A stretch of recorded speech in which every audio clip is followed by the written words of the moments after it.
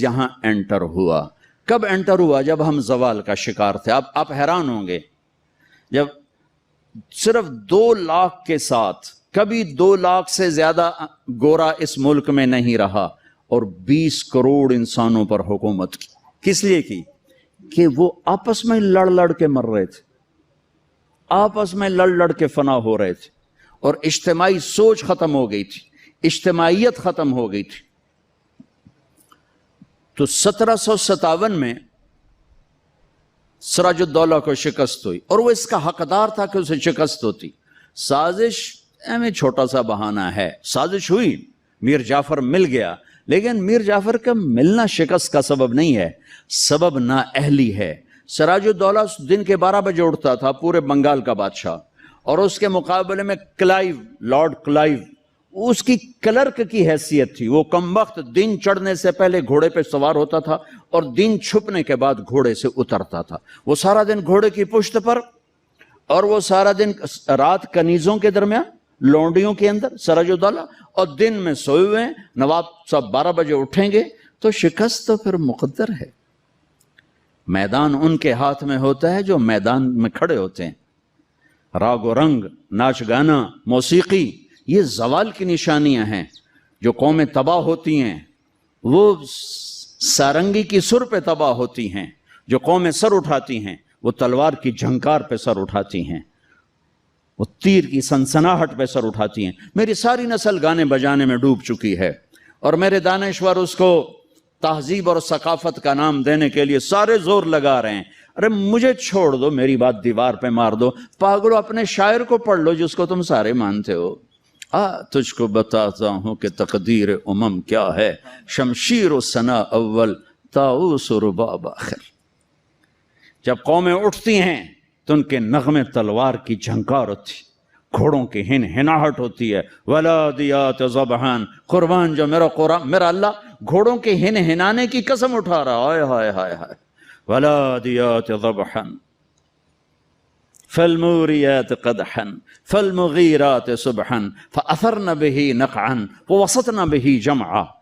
Timur نے دنیا فتح کی، کبھی محل میں زندگی نہیں گزاری، خیموں میں کم وقت سوتا رہا، ساری زندگی خیموں میں سویا. چنگیز خان دنیا کا سب سے بڑا فاتح ہے، ساری زندگی خیمے میں سویا، کبھی محل میں نہیں سویا. اس کی اولادوں نے سونے چاندی کے گھر کھڑے کر دیے، وہ موت تک خیمے میں سویا. کہ آؤ میں تمہیں بتاؤں، آؤ میں تمہیں بتاؤں کہ قوموں کی تقدیر کیا ہے. بلندی کب آتی ہے؟ زوال کب آتا ہے؟ جب شمشیر ہوتی ہے، تیر و تلوار کے نغمے ہوتے ہیں تو یہ اوپر اٹھتے ہیں، اور جب تان سین ہوتے ہیں اور طبلے کی تھاپ ہوتی ہے اور سارنگی کی سر ہوتی ہے اور گانے والی کیا آواز ہوتی ہے، تو پھر وہ قومیں سو جاتی ہیں، ڈوب جاتی ہیں، ہلاک ہو جاتی ہیں، تباہ ہو جاتی ہیں. تم شریعت کو بیچ سے نکال دو، تاریخ کو بیچ میں لاؤ کہ قوموں نے عروج کیسے پکڑا، زوال کیسے آیا. سارے حکمران ڈوبے ہوئے تھے سارنگیوں میں، کنیزوں میں، تو اللہ نے انگریز بھیجا، جاؤ ان سب کو جوتے مارو اور ان کو تخت سے کان سے پکڑ کے اتار دو. آخری میں ٹیپو سلطان تھے، لیکن جب کوئی قوم ڈوبتی ہے تو ایک فرد مشکل سے ہی کسی کنارے لگا سکتا، لہذا وہ اپنی جان کی قربانی دے گئے. 1799 4 مئی 1799 دریائے توی وہاں بہتا ہے، اس میں اپریل کے اینڈ میں سیلاب شروع ہو جاتے ہیں اور فوجیں رک جاتی ہیں. لیکن میرے اللہ کو مسلمانوں کا اقتدار ختم کرنا تھا، تو اس سال موجیں نہیں آئیں، سیلاب ہی نہیں آیا، دریا خشک پڑا تھا. اور انگریز کی مدد کرنے والے کون؟ نظام الدین، حیدرآباد کے مسلمان حکمران. مرہٹے تو چلو ہندو تھے. جب ضمیر سوتا ہے، جب حکومتیں کیوں چھینی؟ کہ ٹیپو جیسے شاہ سوار کے لیے، شیر نر کے لیے نظام الدین کی فوج آ رہی، مسلمان فوج آ رہی، اس کے لیے تو انہیں ڈوبنا چاہیے، انہیں مرنا چاہیے، انہیں غلامی کا طوق پہننا ہوگا. میرے رب کا نظام ہے، میرے رب کا قانون ہے کہ یہاں نااہل کو نہیں بٹھایا جا سکتا. اہلی آتے ہیں تو نظام چلتا ہے۔ وہاں میر صادق جڑ گیا، ادھر میر جعفر جڑ گیا، این جب وہ اگر یہ نہ بھی ہوتا نا تو بھی ہو ہی جانا تھا۔ میر صادق نے کہا بھائی وہ تنخواہ لے لو، فوج انگریز نے حملہ کیا، وہ کہتا آؤ بھائی تنخواہ لے لو، سارے تنخواہ لے لو۔ وہ پتہ نہیں کیسے کرائے کے فوجی تھے، وہ تنخواہ لینے کے لیے دوڑ گئے۔ ٹیپو کھانا کھا رہے تھے، نوالا ہاتھ میں تھا کہ شور پڑا کہ جی قلعے کی دیوار ٹوٹ گئی، فوجیں داخل ہو گئیں، کھایا نے بھی چھوڑ دیا۔ شیر کی ایک دن کی زندگی گیدڑ کی 100 سال کی زندگی سے بہتر ہے۔ انہیں پتا تھا اب کوئی راستہ نہیں ہے، اپنی جان کا نذرانہ دیا تو جنرل ہیرس نے کہا آج ہندوستان ہمارا ہے۔ پھر دلی بھی آ گئے، شاہ عالم ثانی کے زمانے میں دہلی میں انگریز داخل ہو گئے، اور پھر بہادر شاہ ظفر جو 1857 کی جنگ آزادی، وہ ایک ایسے جیسے یہ ہمارا جلوس نہیں ہوتا، جلوس، ان جلوسوں نے کبھی کچھ کیا؟ جلوسوں سے کچھ نہیں ہوتا سوائے کہ 2-4 گڈیاں ساڑو، 2-4 سائن بورڈ بن دیو تو جاندے گراہ گراندے بوجھے لٹ لو۔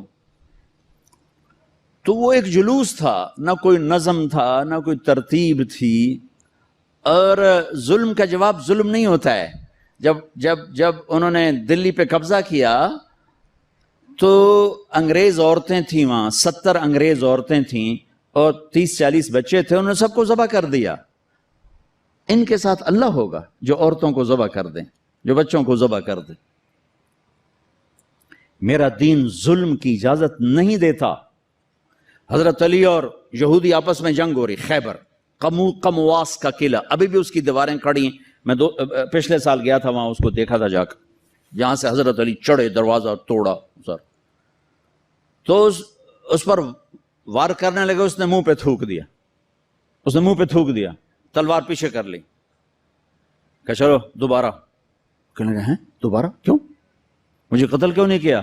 تو میرے اوپر چھا گیا تھا، کہ پہلے تو میں اللہ کے لیے قتل کر رہا تھا، جب تو نے میرے منہ پہ تھوکا تو مجھے غصہ آ گیا، مجھے ڈر لگا کہ تمہارا قتل میرے غصے کی وجہ سے کہیں نہ ہو، اللہ نہ ناراض ہو جائے، میں تمہیں اللہ کے لیے قتل کر رہا ہوں۔ اس نے کہا میاں مجھے کلمہ پڑھا دے، مجھے نہیں لڑنا۔ اور جب اسلامی لشکر جاتے تھے تو حکم ہوتا تھا کسی بچے کو نہیں قتل کرنا، کسی عورت کو نہیں قتل کرنا، کسی گرجے کے راہب پادری کو نہیں قتل کرنا، بوڑھوں کو نہیں قتل کرنا، درختوں کو آگ نہیں لگانی، درختوں کو نہیں کاٹنا۔ ہاں اس نے ناکام ہونا ہی تھا، لیکن اس میں مرزا الہی بخش، نجف خان، نواب شجاع الدولہ، یہ 3 آدمی اس میں ذریعہ بنے۔ لیکن وہ نہ بھی ذریعہ بنتے تو بھی وہ معاملہ 4 دن بعد پھر ہو جاتا، 4 دن پہلے 4 دن بعد ہوتا، لیکن ان کے ماتھے پر رسوائی کا داغ لگنا تھا، اور ان کی قبروں نے موت تک نحوست دیکھنی تھی، اور ان کی ہڈیوں نے نحوست دیکھنی تھی۔ تو مرزا الہی بخش، نواب شجاع الدولہ اور نجف خان، یہ انگریزوں سے مل کر انہوں نے راستہ بنایا، اور یوں 1857 پر آ کر مکمل زوال ہو گیا۔ اور پنجاب میں رنجیت سنگھ آ گیا، ایک گجرانوالے کا تھا، ڈاکو سے بادشاہ بن گیا، لیکن کم وقت اتنا کامیاب حکمران نکلا کہ انگریز آنکھ نہیں اٹھا سکے جب تک رنجیت سنگھ زندہ رہا۔ ایک آنکھ ضائع ہو گئی تھی جنگ میں، ایک وزیر مسلمان تھا، اسے کہنے لگا تم لوگ کہتے ہو تمہارے قرآن میں ہر چیز کا ذکر ہے، انہو لذکر لک ولقومک، اور ایک اور آیت اس کے فیہ تبیان لکل شیء، آیت نہیں ہے، مضمون ہے، علماء کی بات۔ انہوں نے کہا جی، وہ کہنے لگا میرا نام کہاں ہے، میرا نام قرآن میں کہاں ہے؟ وہ کہنے لگا تھوڑا نام کیوں نہیں ہو سکتا قرآن؟ اسے کہ پھر توڑے علماء کیوں آندن قرآن ہر شے؟ وہ چپ ہو گیا۔ شام کو اپنی محفل میں اس نے بات کی تو وزیر کا مراسی بیٹھا تھا، انہوں نے کہا حضور تسی مینوں لے جاؤ میں جواب دے ساں دا اس جگہ اتنے علماء بول نہیں سکے تو کتوں جواب دینا تو میں لے تے جا تو ویکھی میں کیویں جواب دینا. اگلے دن وہ آ گیا کہنے کا حضور وہ کل بات بیچ میں رہ گئی تھی یہ بات تو ساڈا مراسی تو جواب دے عالم دی لوڑ ہی کوئی نہیں. اس اچھا اوئے میرا نام ہے قرآن کہ جی ایک واری دساں 10 واری دساں اس کہ ایک واری دس دے مینوں سہ.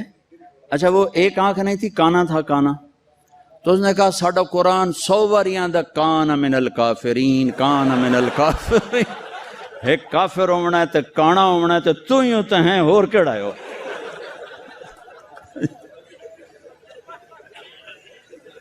1818 میں اس نے میرا ضلع ملتان فتح کیا.